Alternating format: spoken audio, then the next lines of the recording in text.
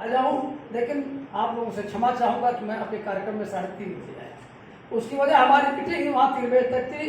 और आप जानते होंगे हमारे मैनेजर साहब हैं प्रियदर्शी जी, जो बैंक के पूर्व मैनेजर हैं, अच्छे लोग, विचारक भी थे। और अम्बेडकर वाहिनी में समाजवादी पार्टी भी मानती है कि जो अच्छे विचारों वाले हैं, जिसने हिंदुस्तान की तकदीर और तस्वीर को बदलने के लिए, दलितों पिछड़ों की किस्मत को बदलने के लिए जिंदगी भर संघर्ष किया, अपने बेटों को खत्म कर दिया, कोई है तो ना? हम जैसे लोग, आप जैसे कोई है जिसका बेटा मर रहा हो और सम्मेलनों में जा रहा है हमारी आपकी लड़ाई लड़ने? आज तो बस इस बात की हो रही कि मंदिर रहेगा कि मस्जिद रहेगा, बात तो ठीक करो। जिसके नाम पर तुम्हारा संविधान पे रहेगा, देश चलेगा। अगर आज ही आप लोग मिलकर के, मैं सबको साधुवाद देता हूं, क्योंकि मैं पार्टी की राजनीति करता हूं मित्रों, अगर आप लोगों ने भारतीय जनता पार्टी को नहीं रोका होता तो आप मीटिंग गोष्ठी करते रह जाते और संविधान 24 के बाद बदल दिया जाता। और हमको, आपको, हम दलितों को आगे क्या होता? मछली होती, पीछे क्या होता? झाड़ू होता। हम अपने को यादव कह लें वो अलग है, लेकिन उनकी भाषा में हम क्या है? शूद्र हैं। हम शूद्र हैं, पढ़े लिखे हैं। मैं बता रहा हूँ आपको, 30 साल पहले जब मैं कचहरी में भी आया, उसके 10 साल पहले रामकृष्ण यादव हुआ करते थे, जो बीएसपी के MP आप लोगों के सहयोग से बने हो। उन्होंने कहा कि रामजी जी, मैं जब शुरू में कचहरी में आया तो हम वकीलों के लिए शीशे के गिलास लगा के जाते थे।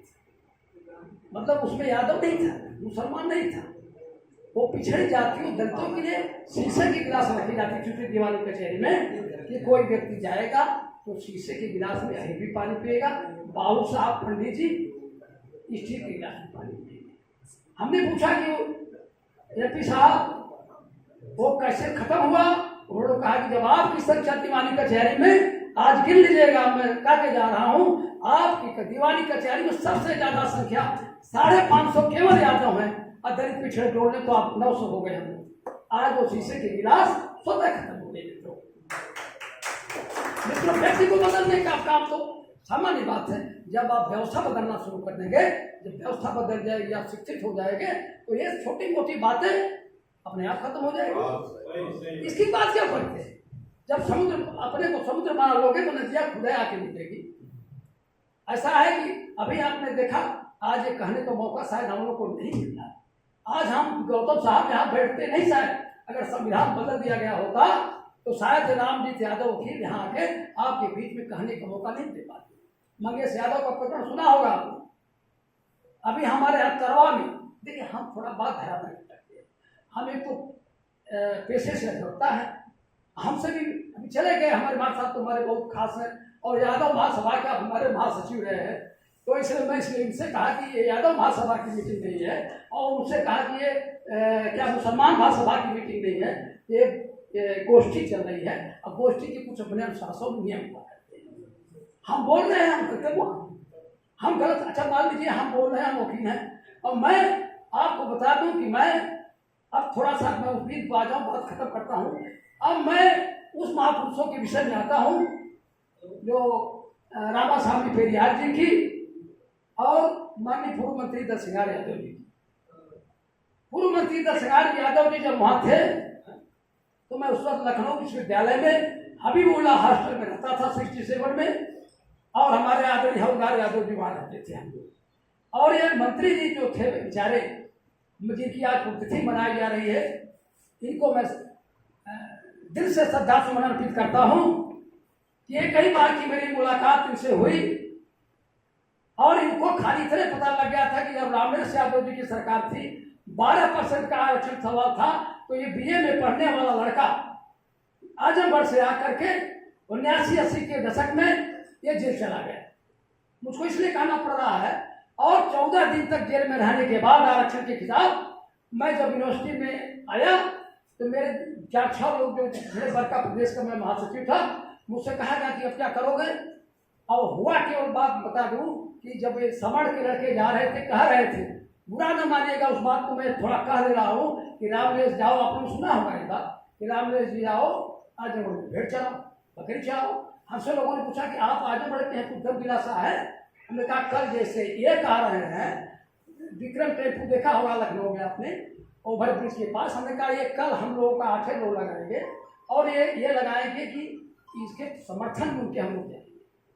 फिर आगे हम लोग जो धर्म सभा जहाँ पहले लोग अनशन किया करते थे, 7 दिन तक होली का महीना था, मार्च का, हम लोग रहे उस वक्त मोबाइल थी नहीं, लेकिन यह है कि रामरेश जी ने रामाश्रय वर्मा का नाम सुना रहा होगा, अपने अध्यक्ष में थे, वो आकर के चुड़ाए।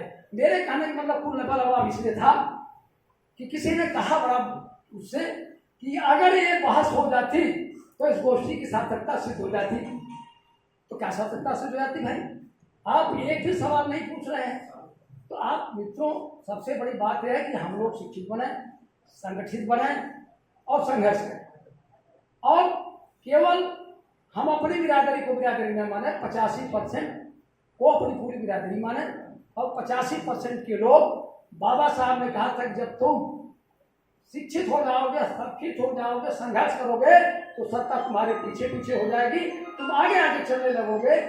और उन्होंने एक चीज और कहा जो आरक्षण की बात है, उन्होंने कहा कि आरक्षण की मूल भावना का महत्व तब है कि जो सरकारें आरक्षण के महत्व को समझे और उस आरक्षण के महत्व के हिसाब से सामाजिक और शैक्षणिक व्यवस्था, इस चीजों को समझते हुए अगर हम अपना काम करेंगे तो आगे बढ़ेंगे। मैं पुनः समय को देखते हुए, समय मैंने ज़्यादा ले लिया, क्षमा चाहूँगा रामास्वामी पेरियार साहब को और अपने गुरु को, जिन्होंने मैं PA में पढ़ते हुए आपने मेरी बहुत हेल्प किया, और दर्शिकार जी को शुद्धा समन अर्पित करते हुए अपनी बात समाप्त करता हूँ। और आप सबको बहुत बहुत धन्यवाद देता हूँ। मित्रों, ये कोई पार्टी की मीटिंग नहीं थी, संगोष्ठी में आप सब लोग संख्या भले मैंने गिना है, उसमें मैं गिन लेता हूँ कि 45 लोगों की दस्तक थी, 45 लोग आए और बहुत अच्छा संदेश गया। मैं आप सबका स्वागत करता हूँ। अंत में जय भीम, देश माता।